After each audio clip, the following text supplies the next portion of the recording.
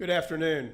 If I could have your attention, please, here in the deadline room of the Media Center at Homestead Miami Speedway, day 2 of the 2014, I guess day 3 actually, of the 2014 Ford Championship weekend here as we wrap up what has been another exciting and successful NASCAR racing season. And you know, we couldn't do it without the support, the professionalism, and the collaboration between 3 outstanding partners. And we thought that we would let you men and women hear from them today.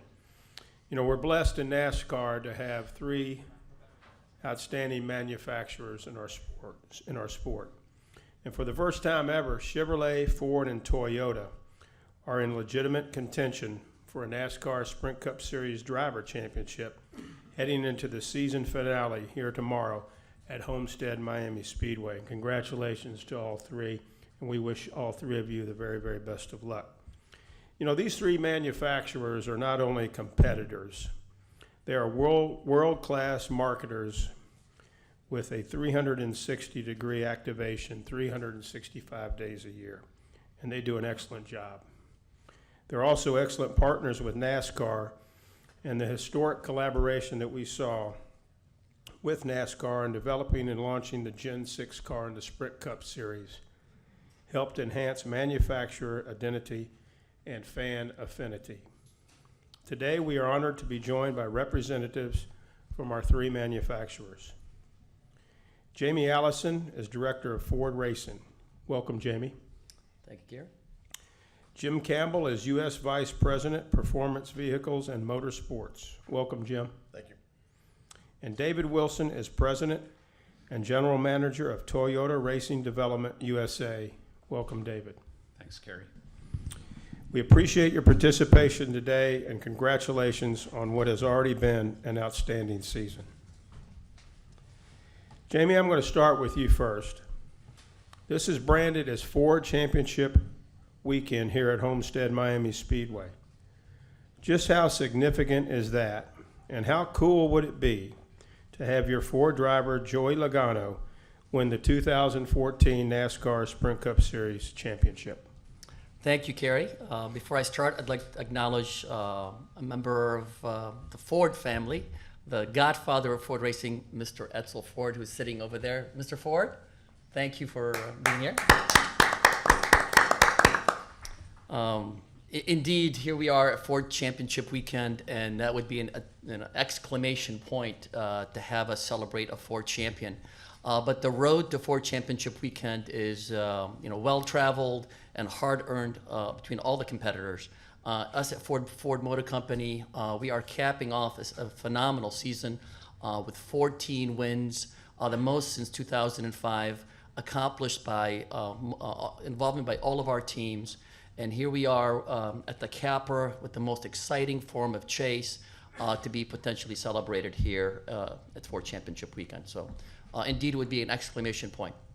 Thank you, Jamie. And Jim, now that the Chevrolet SS has been on the track for 2 seasons, maybe you can talk about how perhaps it has bolstered brand identity and fan affinity, and how has your new race car validated the very reasons as why you race?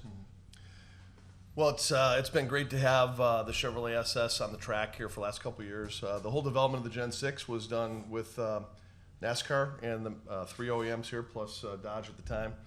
It was a collaborative effort, but I think the result was pretty fantastic in terms of improving relevance from what we race on the track to the connection to the showroom. And for us, Chevrolet SS is V8 fuel-injected rear-wheel drive in the showroom as it is on the track.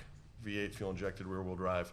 So we like that genuine connection from track to the showroom, and we see it in the numbers. The research numbers show that fans are relating to the car and making it more relevant to what they see on the track to what they see in the showroom and on the street. So we love that, and really that's one of the reasons why we race, is to make that connection of relevance. And the other thing is we want to help our teams and drivers, give them the best opportunity to win races and championships, and it's been a great year for that for Chevrolet, with 18 poles and 19 wins and a couple guys here in the final race. So it's been a great year so far. Thank you, Jim. And David, Congratulations, by the way, on last night's sweep of all the championships in the NASCAR Camping World Truck Series. Job well done. Thank you, Kerry. The Toyota teams have really elevated their performance during the chase. How important is that, and why do you think they have been so successful during these past 9 races? Well, Kerry, I wish I could say that this was our plan all along, but that would be a lie. You know, coming off of our record best 14-win Sprint Cup season in 2013, we've fallen short of our expectations, you know, leading up to the chase. We've been just a little bit behind, but enough so that it's kept us out of victory lane as much as we became accustomed to. But the good news is that TRD, along with our teams, kept working, and we never quit. And when we got to Chicago, we put it into a new gear. Our engines are much better. Our cars are much better. We're excited for the opportunity tomorrow, and I think we've you know, demonstrated that through the chase. You know, 5 starting, you know, positions of P1 through the 10 races. You know, pretty good indicator that our performance has improved. Very good. Thank you, gentlemen. Let's take questions now for either Jamie, Jim, or David. If you have one, raise your hand. We'll bring you a wireless mic. We'll start here with Reed, then we'll go to Mark, and then to Lewis. Reed Spencer with the NASCAR Wire Service. For all 3 gentlemen, how important and how much of a boost would it give you for your driver to win the championship tomorrow?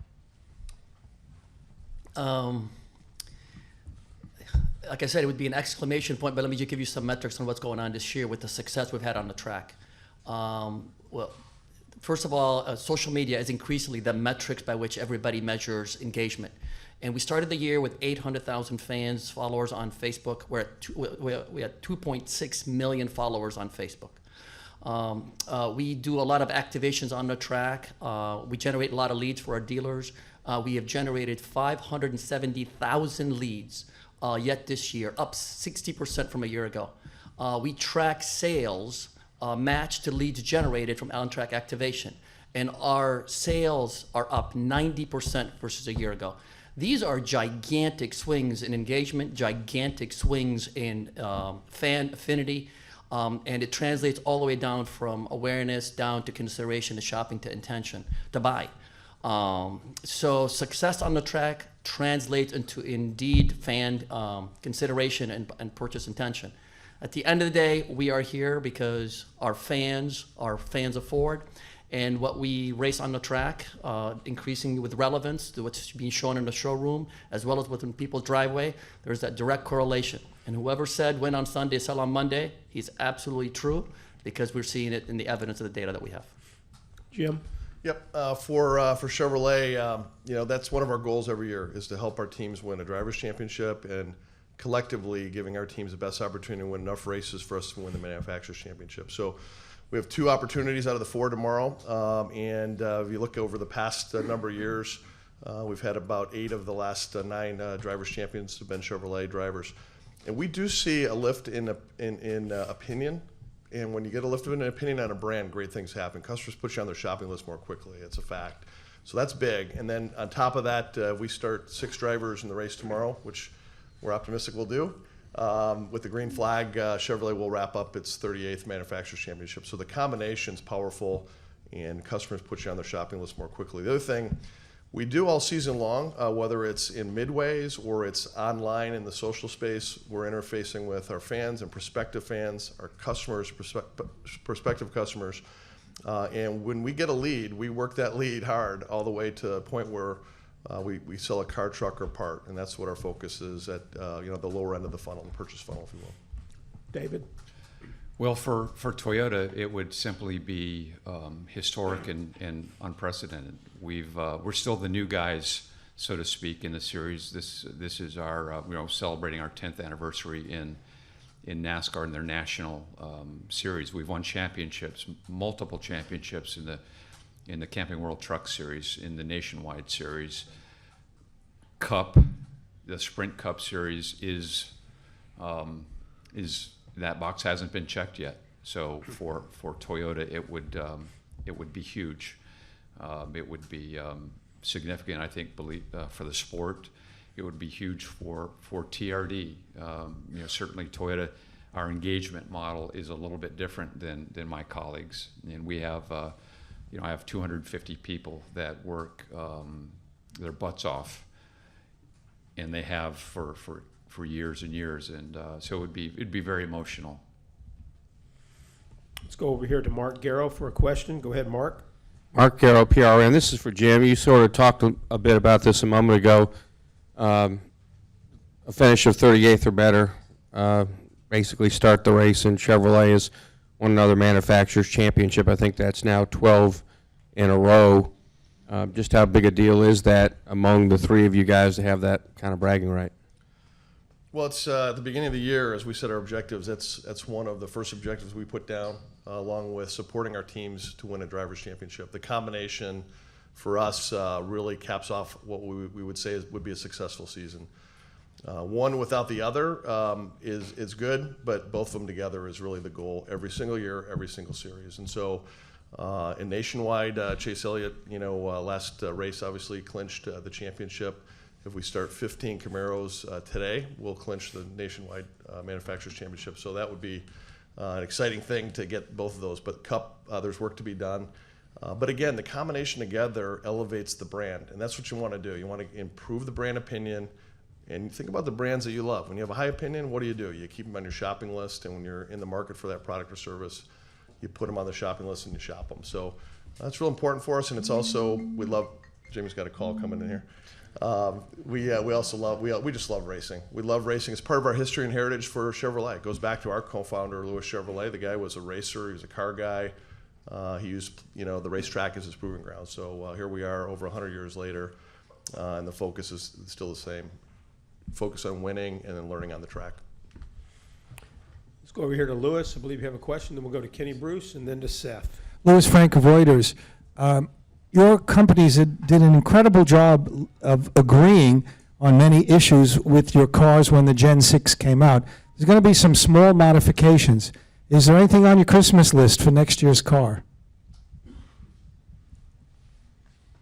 Well, I'll start that, Louis. Certainly we're excited about next year because we just unveiled our 2015 Sprint Cup Camry, which of course mirrors the car that we unveiled in the New York Auto Show this past spring. And as Jim referenced earlier, this is part of this new collaboration and agreement that we have between ourselves and NASCAR. This is about relevancy. And when we undertook that project to bring the Gen 6 to the racetrack, we all knew that we were going to continue to evolve our production cars, and that with that comes the responsibility to evolve our race cars to go along with it. So we pulled the wraps off that car in Charlotte.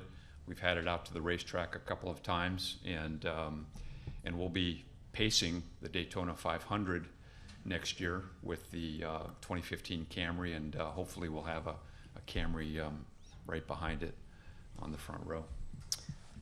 When we think of relevance at Ford, we think of three levels of relevance. Obviously, product relevance, which is brand identity, and check with the Gen 6. The cars that you see on the road are more consistent with the brand cues that the cars you see on the track. Next is technology relevance. Obviously, there is increasingly higher level of technology found in road cars than it is now in race cars in general.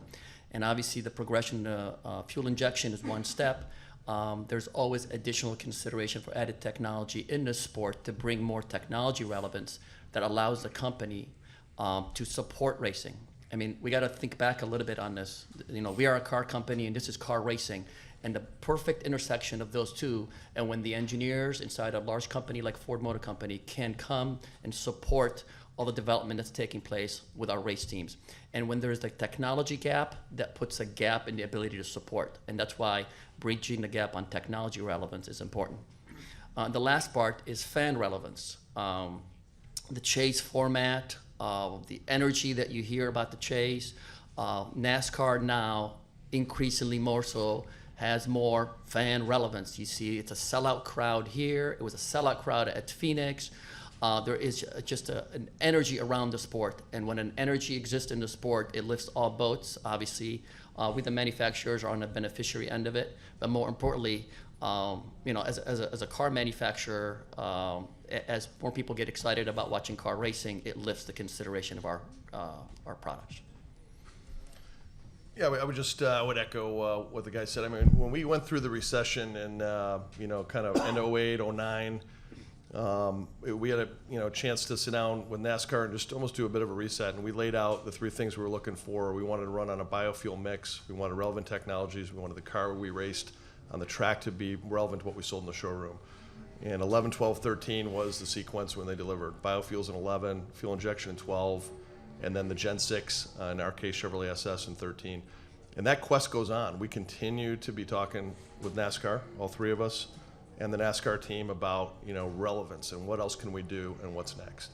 On the fan relevance piece, NASCAR provides incredible scale and reach on a marketing basis compared to other platforms, whether they're racing or otherwise, other sports platforms. And so we love NASCAR for that, and also because our car is the stick and ball of the sport. In other words, if you're in football and you're a sponsor, or baseball, you're a sponsor. When you're racing, we're the stick and ball of the sport, and we love that. Let's go up here to the front, Kenny, and then we'll go to Seth.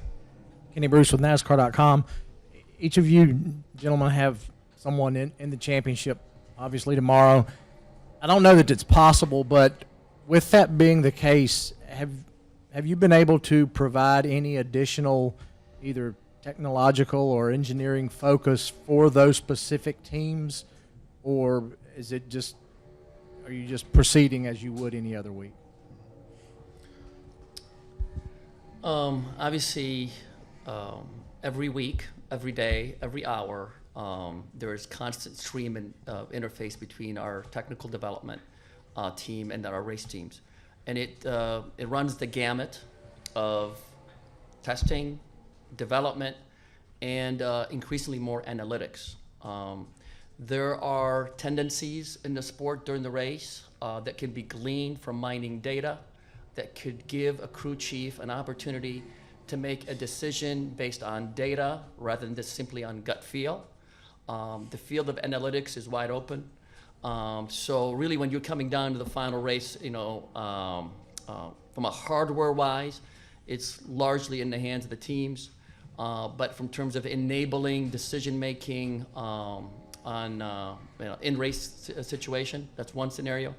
Also, our recent addition of our technical center being based literally across the street from our teams and across the street from NASCAR, with all the tools that exist there are at full disposal of our teams, and our teams have made full use of it. So we're looking forward to a race at a place that we're all very familiar with, and with the familiarity of the Ford Oval around the track. I think you can't discount that, in my view, the sense of, a bit of a home field advantage as we look at it. When I walk into Ford Championship weekend, I feel that I'm at home. So I'm sure the Ford teams feel that sense. So hopefully it plays out, but at the end of the day, they have to go out and race and make the best thing that they can do. For us, we use a key partners approach, and we work on common issues together, and then we let the teams focus on their points of difference. 18 poles, 19 wins, on the cusp of a 38th manufacturer championship. We're not going to change at the last minute here, so stick to the fundamentals in terms of providing the right parts, the right engineering people, and the right engineering tools, and follow through. Yeah, it's business as usual for Toyota. We're absolutely delighted that Denny has a shot again. When we came here the last time, close to this position, I would say, is 2010. Denny came here with a 15-point lead, and I think we collectively overthought the gravity of it and played from a defensive position. And I think what everyone has seen this year is a different feel. Denny's loose. it's business as usual. The performance that we've collectively brought to the table is what has gotten Denny to this position, and we're just going to execute as a team and see what that brings tomorrow afternoon. Go over here to the right to Seth, and then we'll go to Matt. Go ahead, Seth. Seth Livingstone from NASCAR Newswire. This is for Jamie, and related to fan relevance from a different perspective. What have Carl Edwards and Marcos Ambrose meant to Ford's worldwide marketing efforts, and how difficult is it to lose those two popular faces in NASCAR? Thank you, Seth. At Ford, we're a family company, and it pervades and permeates everything we do. Our drivers are more than drivers. They're literally part of the Ford family. And so whenever you have a member of the family pursuing other opportunities, it leaves a void personally with the team members as well as professionally in terms of fan outreach. Obviously with Marcos, he's stepping out of one Ford into another Ford, another part of the world. He's kind of returning home. And we wish him all the best, and we're very close with Roger on their fielding of the Falcon down in Australia. Carl Edwards is someone that we hold in the highest regard. He's the winningest Ford driver. He has been a part of many of our outreach to our fans, and that nothing will ever take that away. Obviously, we all have to, make our own decisions, and we got to look ahead. And we wish Carl all the best. But in the meantime, we have a new set of friends, and we have a new set of teams and drivers for which we're going to continue to reach out to our fans. And at the end of the day, our fans love to win. And when we win with our drivers, that works its way through the entire marketing funnel, all the way from consideration to shopping to intention. This is sports, and in sports, you have to win. You can't activate a losing program. So winning is paramount, and it starts on the track, and it concludes itself with on-track activation, fan outreach, and social media, and literally just being in touch with our fans. Let's go over here to the left to Matt. Matt Weaver, PopularSpeed.com. This is for Jim. Kind of an offbeat question, but I've got to ask you, what was your reaction to technology and stuff? And was there any sort of consideration to maybe try to market that for the motorsports side? You know what? That was a moment in time where you leverage social media to kind of turn the conversation, and it turned it in a matter of 4 or 5 hours. And it's something that we leveraged for about a week, and we're done now. So we're going to move on. I like it, by the way. Let's got a question here with Chris. Chris Knight, CatchFence.com, for David Wilson. Can you talk about how the test went at Auto Club with your Toyota teams, and if you guys were happy with the 2015 Camry? Yeah, it was a good test.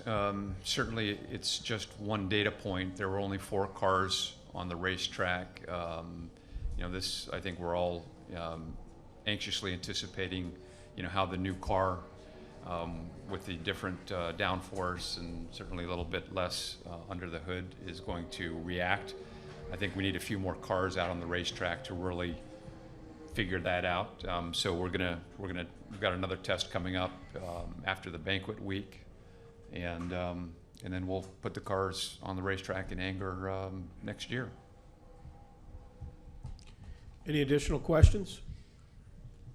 Right over here. We'll probably end with Dwight, and then I have a question of my own.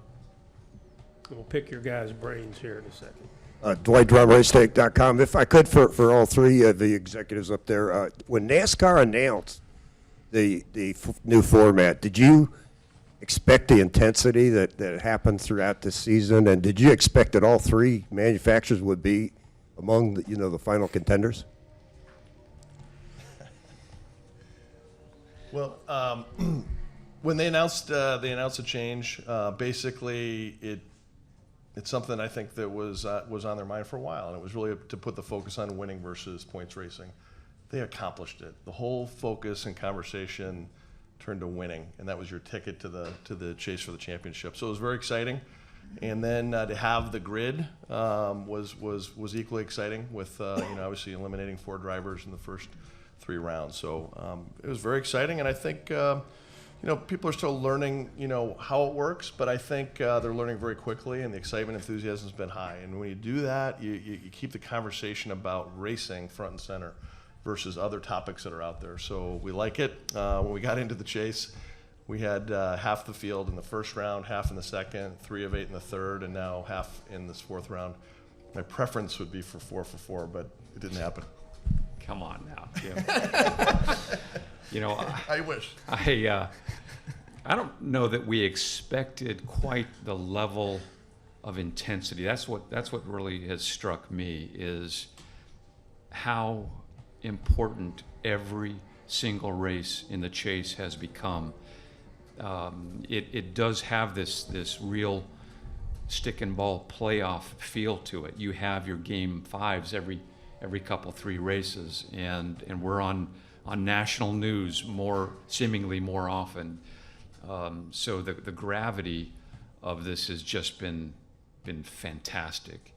To your point about all 3 of us being up here, at the front end of the chase, I remember giving an interview in Chicago, and I was laughing because everyone was, of course, laying out their card for the Final 4, and there weren't too many Toyotas in that. In many people's, I'd venture to say, in the group here in the media center, how many of you really had a Toyota in your Final 4, besides Mark and Lisa? I didn't. Nor did I. But the beauty is not only are there at least one of each of us represented here in the Final 4, but you have 4 different teams, and you have 4 different engine builders. Yeah. I think it's fantastic. So NASCAR nailed it. NASCAR got it right. I mean, we see the proof in the pudding. But really, if you analyze what has taken place, why do we see all this energy? I come back to it. This is sport, and what happened in sport? You have to win. Winning is paramount, and we saw the emphasis on winning drive drivers, drive teams, drive manufacturers, drive everything to basically win. And we saw that take place. And I think the pursuit of winning is what brings out the greatest emotions in all of us who are competitors. And our drivers are competitors, and the crews around them are competitors. So it really kind of, in my perspective, it literally brought it back to its ultimate root, which is this is a car race, and someone has to win. And he or she with the best opportunity to go win must go for it and win. So I think that's, at the end of the day, why we feel that the national media and all the energy that we see around it, because it's now pure and raw. It is about winning. In terms of having all the 3 manufacturers in the final spot to win, it is kind of seminal to have it end that way. At the end of the day, one will prevail, as NASCAR's tagline says. Jim, we'll have a little bit of fun. I think it's our turn. Hang on. Come on. You know what? Just add one thing. Obviously, there's a lot of discussion around TV ratings. Some are up, some are down, some are flat.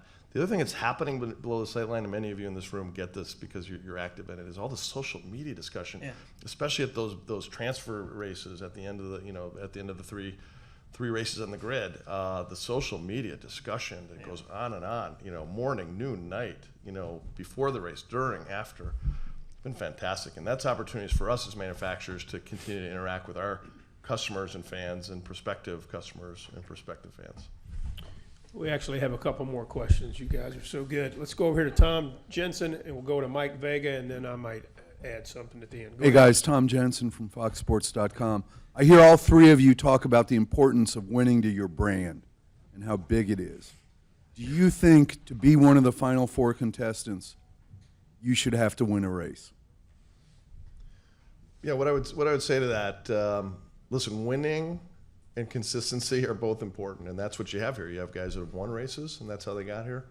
You have other guys like Ryan Newman that got here on consistent performance. And in racing, and we're involved in 5 major manufacturing series, consistency gets rewarded. And in this case, the way it's set up, you can win, you can advance by winning, you can advance by being highly consistent. And so I'm supportive of a champion that can come at it either way, winning or high consistency. And who knows? We'll see what happens on Sunday.